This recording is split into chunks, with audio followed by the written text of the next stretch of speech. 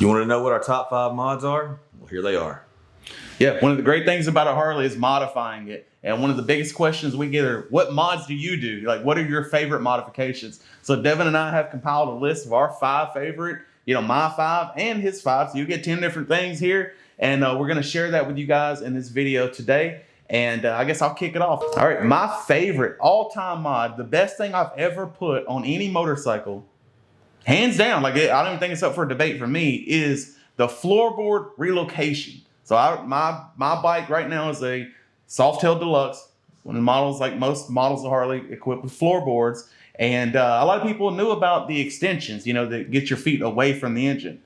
But we developed the extensions that relocate forward 1.5 inches as well. So hands down, getting my legs away from that heat and let me stretch them out. I don't like highway bars. I don't like highway pegs on my bike. So it's kind of the best without doing all that, get your legs stretched out. Hands down, floorboard relocation.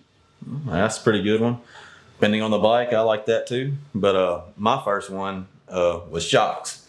And now the reason why is because Melissa, my wife, she likes to ride in comfort, so the first thing that we got to do is we got to get it comfortable so she'll ride with me. So that's why my number 1 is shocks. Yeah. Everybody knows the factory suspension is terrible. Baggers, it seems like they've only gotten more expensive over the years, and suspension has gotten worse. Oh, yeah. All right, number 2 for me is going to be that permanent oil filter. A lot of people make them. We carry an option for that, and I like it because I don't plan ahead. It's very rare that I have the materials on hand to do an oil change. Now, I can always run to the auto parts store, and get oil, but rarely do they have the correct filter. And then, of course, also, whenever you talk about these mass-produced disposable filters, you're always just kind of hoping it's a good one. You know what I'm saying? They can easily be defective. When you have a permanent filter, it's a good filter every time because you've tested it. So the next 20 times you use that filter, it's good. And I think that's one thing a lot of people overlook. Us and everybody making these filters, we always talk about the cooling aspects, the performance benefits, the improved filtration, but peace of mind to me is what makes those filters a must-have product for my bikes. Hey, that's a good point. And every time that filter's good because you're disassembling it every time looking at it. And if your engine has a problem, you're going to see it because, who cuts their filter open every time if it's a throwaway? Exactly. And it has a magnet, so it catches it and it shows you how clapped your engine may or may not be. Exactly. So number 2 for me is going to be exhaust. Like to hear my bike. Sometimes, you get a factory one, Harley might sound like a Honda. I don't care for that a lot. So exhaust for the sound. I got to be able to hear it. So of course, number 2 for me on that. And of course, we carry a bunch of different versions. We don't actually make our own, but we modify them. We got the Thunder Torque inserts, all of that, to bring that performance out of a free flowing exhaust. So that's right. And then we'll move on to number 3. Nobody likes a stock air cleaner, so my favorite is upgrading the air cleaner, and in particular our 828 air cleaner. To me, hands down, it checks off every box you would want out of an air cleaner. Large capacity, more air than your intake can consume for most people. A lot of cover options. It's low profile. The throttle-by-wire bikes, to me, right there with the throttle body, hideous, ugly. Got the servo, got the electronics, wires, and this and that. Doesn't look as good as a carburetor. So to me, that oval, that oblong ham can shape really hides all of that. So it's an improved aesthetic. To me, and then of course, the 828 vents externally. You don't have all that hot oxygen depleted gas feeding the intake. So for me, a must-have is an air cleaner upgrade, and it's always going to be the 828 for me. Well, oddly enough, number 3 for me was also air cleaner, except I like the 636. Peak performer. Peak performance. That's kind of more my thing. I'm all about the how bad is your bike, how fast is it, all of that. And the 636, it looks good. It doesn't quite cover up as much stuff, but you can get a servo cover and all that stuff for it. But, top performance being the 636, that's my go-to. And following right along with that, I may as well go to number 4 for me, which, we're doing air cleaner and exhaust, so you got to have that tuner. Sure. So, my go-to is the Power Vision tuner, of course, and that's got to be my number 4 right there. And a lot of people, it's one of those things. If you've never experienced what a tuned Harley Davidson is like, you may think your bike is fast, you may think it's powerful. There's always room for improvement. And the way to get that improvement is having it tuned or doing a premium tuner like the Power Vision. Oh yeah, it was crazy the differences we saw on my CVO, with just throwing a tuner on it. I mean, I really thought it was fast. There was one bike around here that outrun it as far as a bagger. I mean, crotch rockets, but anyway, it gave me that extra step to where that guy ain't outrunning me no more. I mean, so yeah. And I remember when my bike got tuned, I was like, oh, this is what it's supposed to be like. This is it. Yeah. Well, so the downside is they are expensive, but you definitely get your money's worth out of them. So that brings me to number 4. My number 4 favorite product is the Thunder Torque inserts. And it may not be why you think, like, yeah, they're great for power. They're great for optimizing your exhaust performance. But when I first bought my M8 Softail, it had about 13 miles on it before I was drilling those baffles out. And when you do that, you're going to lose power. So replacing those baffles with Thunder Torque inserts, you can get a really good sound out of it for $50.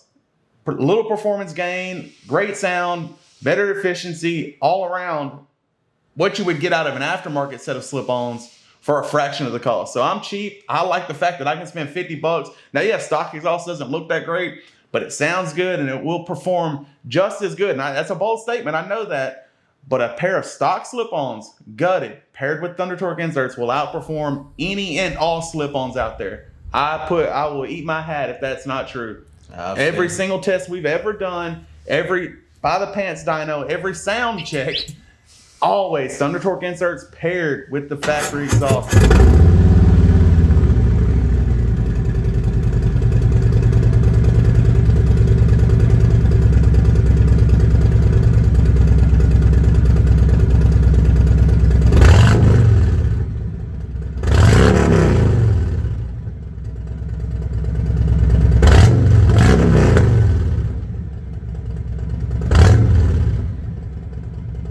That factory exhaust, very premium material.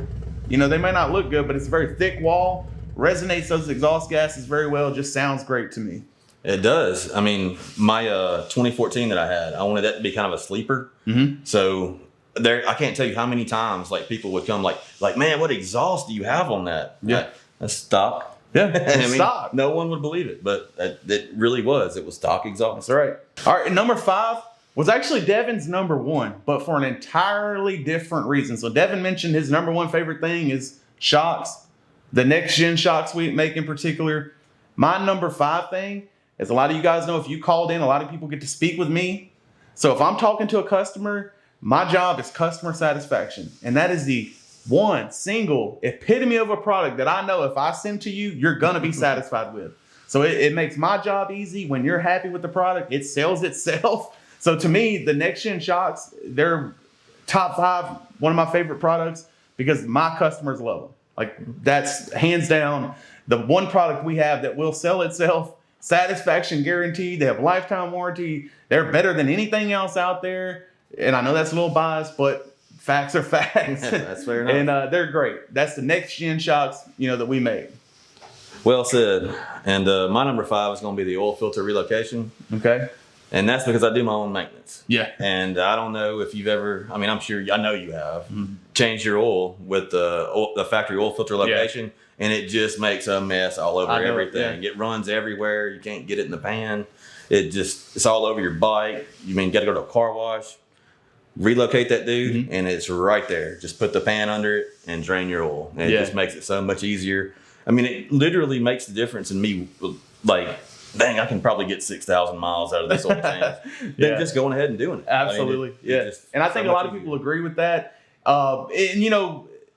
Kevin, the guy that's missing from these videos now, he's retired, but he would always talk about the benefits of keeping that oil cool. And I'll be honest with you, I don't put enough miles on a bike for that to really matter to me.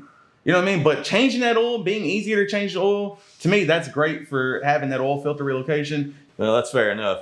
Keep the oil cool. You don't have to change it as often, but if it's easier to change, you can change it a little bit more often. Absolutely. The best of both worlds, though, is go ahead and cool that oil and change it. Absolutely right. Yeah.